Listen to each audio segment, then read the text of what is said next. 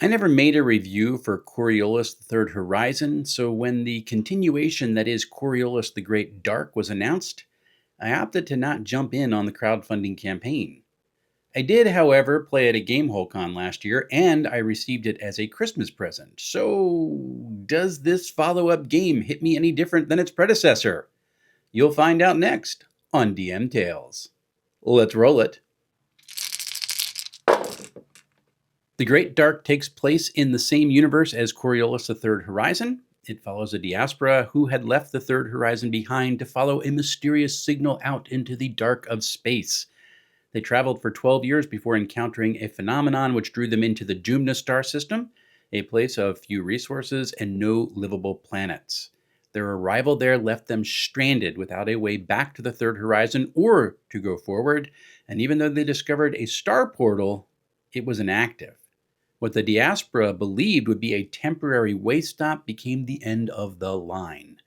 The people hollowed out an asteroid, merged it with the hulls of the diaspora ships, and they founded Ship City, which is called a dying city because it doesn't have the resources it needs to maintain itself. Factions formed in this new city, most of which had no ties to the worlds the diaspora had left behind, and a new culture began to form. Now, it would have been a doomed culture were it not for the scientists who uncovered the very phenomenon which had brought the diaspora to the Jumna system in the first place, called the slipstream. This current could be sailed, like the ships on old Earth sailed the wind currents of humanity's lost homeworld. And after a century of being stranded in the Jumna system proper, Ship City sent out its first great ship to navigate the slipstream to see where it went. A new age of exploration had begun as the Lost Horizon opened up. The game is set the better part of a century after that first departure. New systems have been charted, resources harvested, mysteries uncovered, and dangers encountered. The party, or crew, is part of the Explorers Guild. Their job is to explore the Lost Horizon and bring back any riches they might find. It is a cool setup. Building a character for the Great Dark isn't as simple as just filling out a single sheet, but it is fun. The process begins with the individual character, but it then shifts to building a crew, and then after that, add some essentials for that crew. Let's take a look at how it works. Characters do not begin play as blank slates. They each have an origin, which grants them a talent, a faction to which they have ties for role-playing, and a contact on whom they can lean for further role-playing. Characters also choose one of 8 professions, everything from an artist looking for beauty to a scoundrel looking for a buck. Each profession has 6 specialties, which further shapes their story and grants a free talent. The character creation process also gives characters a quirk, an appearance, and a reason for joining the Explorers Guild in the first place, which adds some nice depth.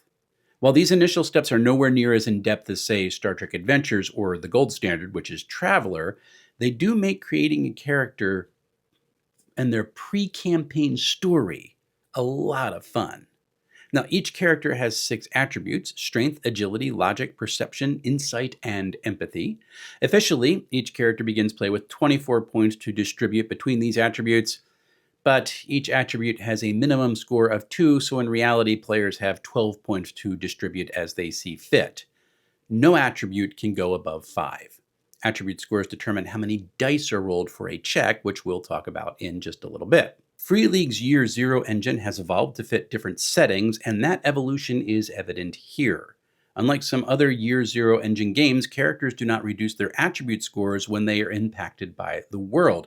Instead, there are 3 composite scores a player uses to track the strain their character is under, each of which is the sum of 2 of the attributes. Health is the sum of strength and agility, hope is the sum of logic and empathy, heart is the sum of insight and perception. We'll talk about how these scores are tracked in just a little bit.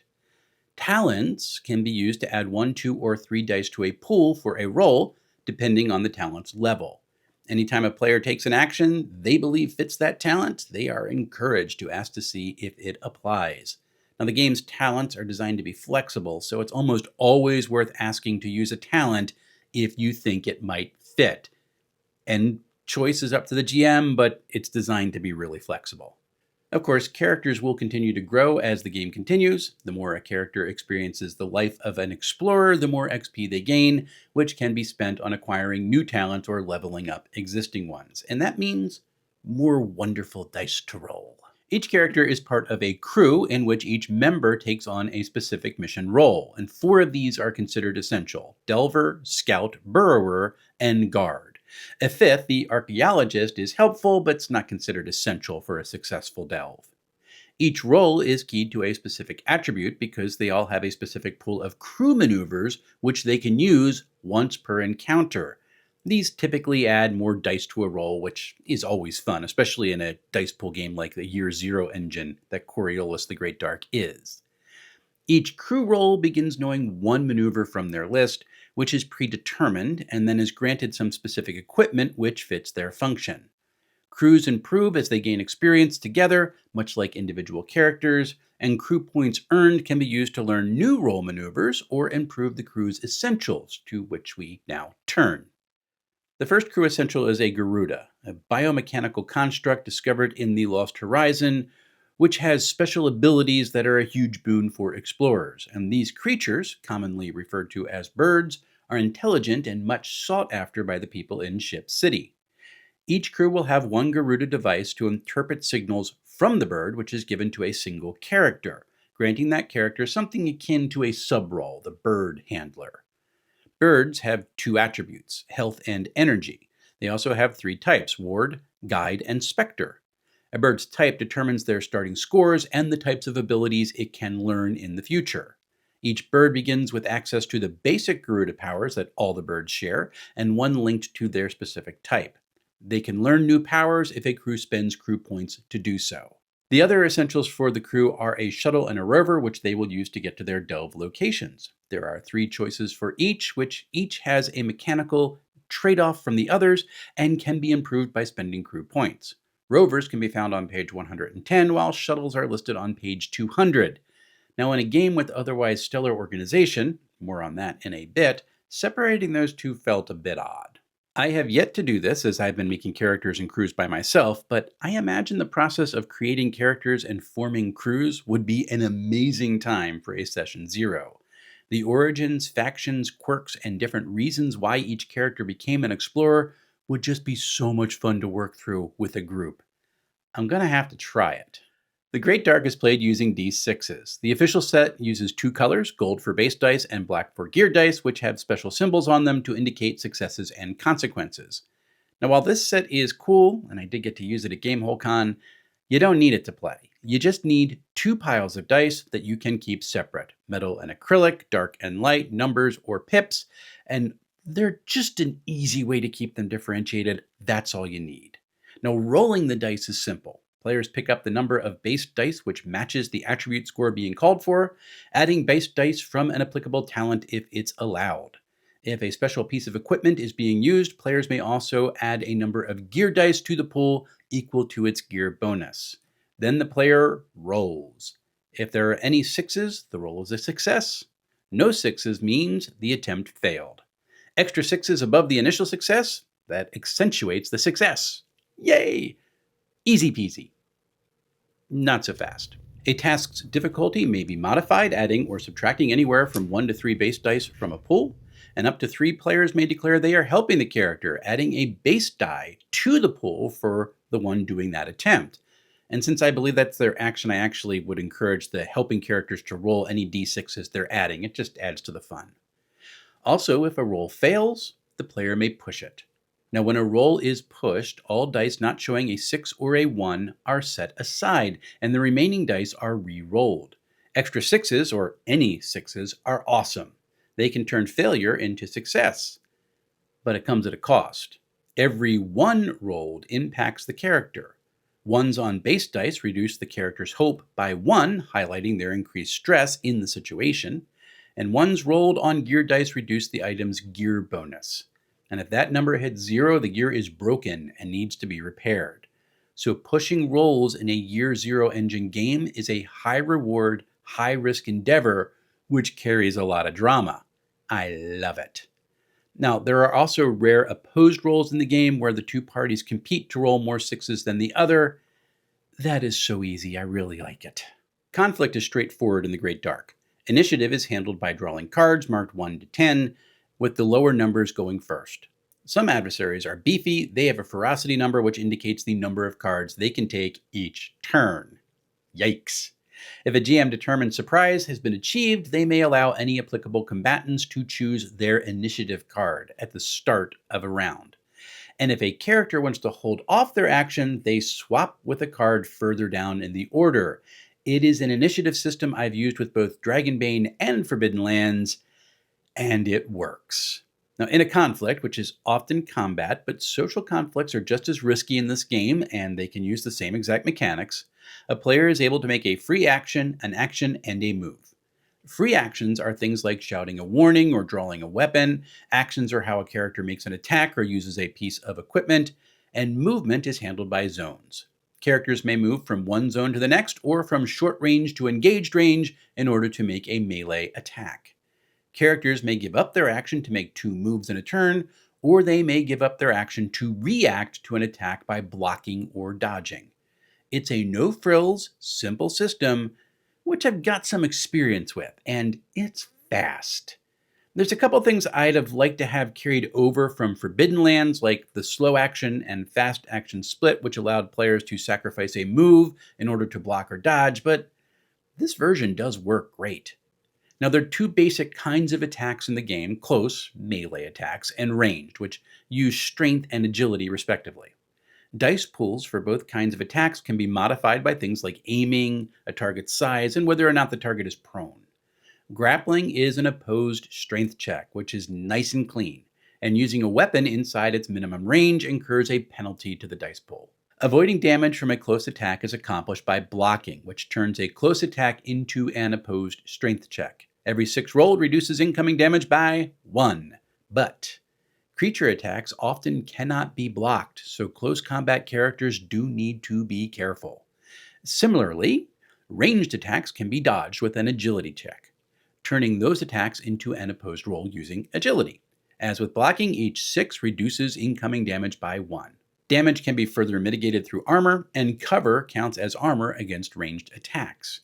To mitigate incoming damage, the player rolls a number of gear dice equal to their armor or their cover rating. Each 6 reduces incoming damage by 1. Because the armor roll is not an action, however, it cannot be pushed.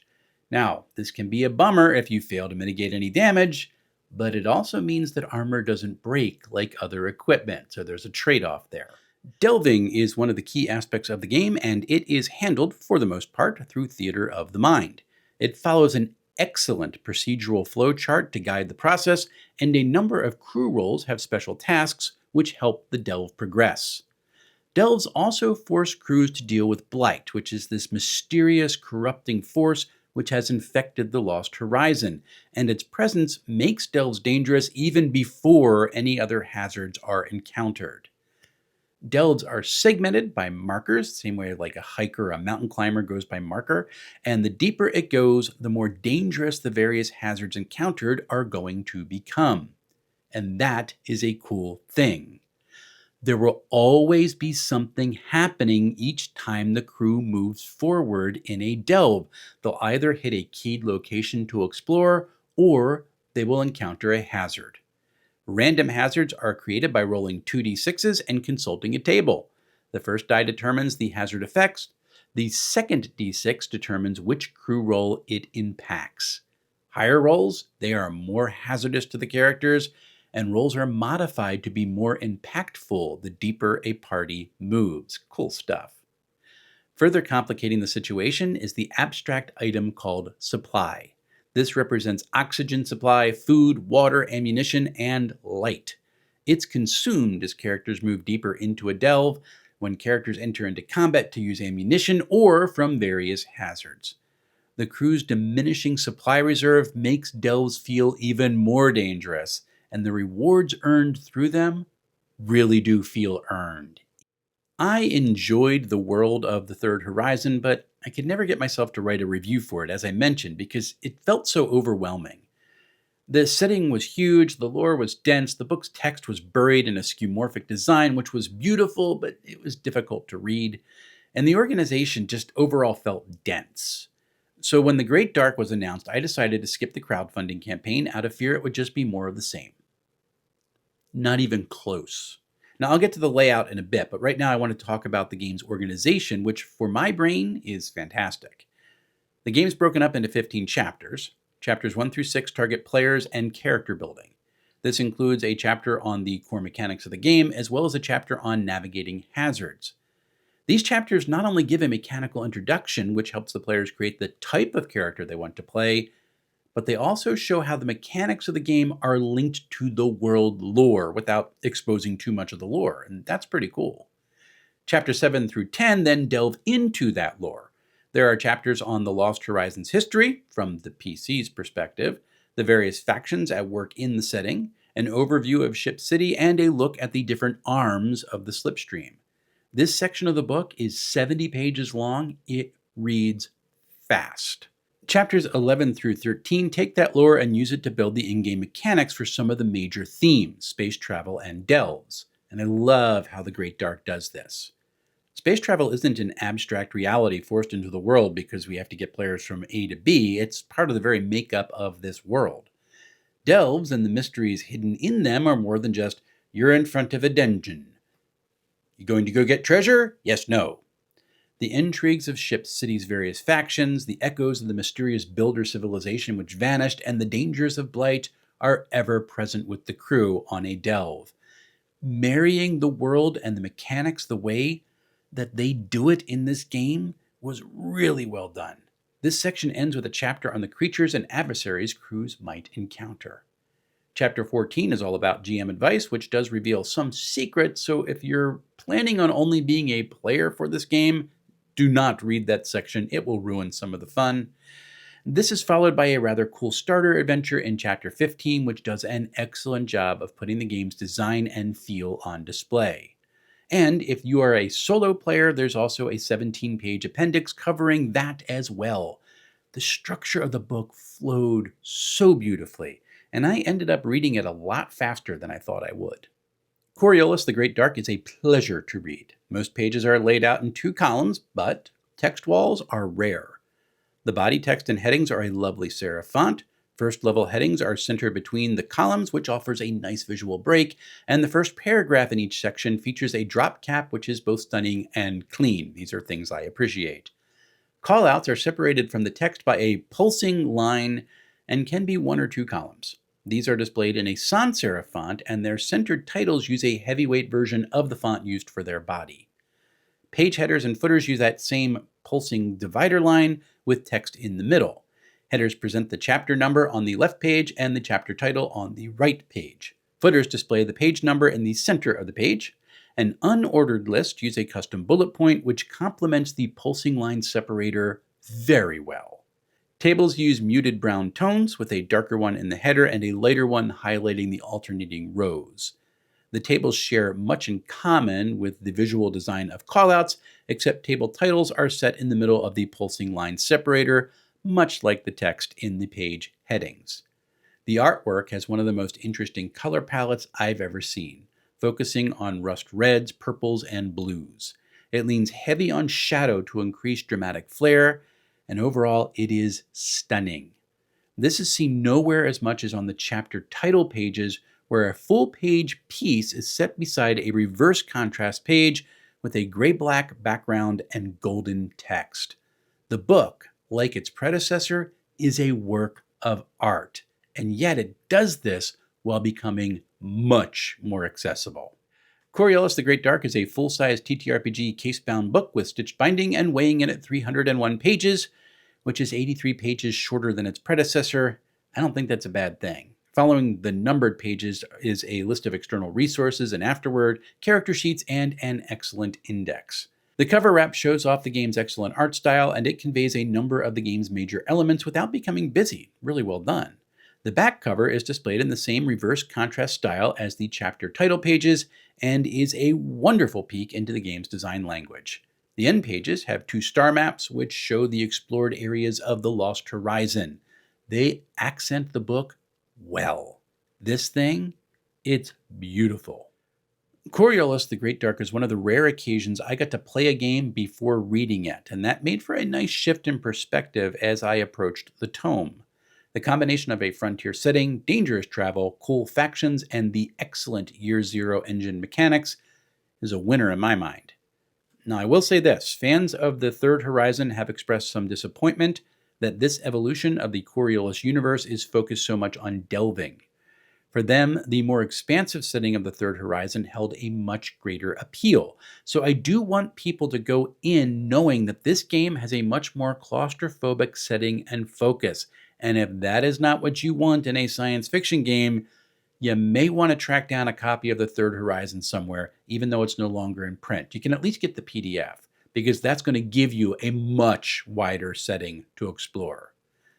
But if you want a gritty, fast-paced game that's set in the Coriolis universe, The Great Dark is worth checking out. The core rulebook, which does come with the PDF, can be picked up from the Freely website for about $57, depending on exchange rates. Coming up, Al Spader's Redacted is on deck, as are the wonderful Shadow West and Trash Sexy by John Harford. I've also got the Great Dark's box campaign, The Flowers of Algarab, also in the queue. These are all review copies, which are shared with me by the folks behind them, for which I am grateful. I'll also be taking a look at my shift towards e-ink for my session and campaign prep, which will include a look at the book's Note Air 5C. Also, look for more live streams, including the continuation of the TTRPG Book Club. I am loving bringing you this content, so thank you so much for joining in on the ride. And if you'd like to support what DM Tales is doing, I invite you to join these good folks and become coffee contributors. That'll get you access to the DM Tales Discord, including the forum where the off-stream book club discussions are happening. Until we see each other again, folks, happy playing, everyone.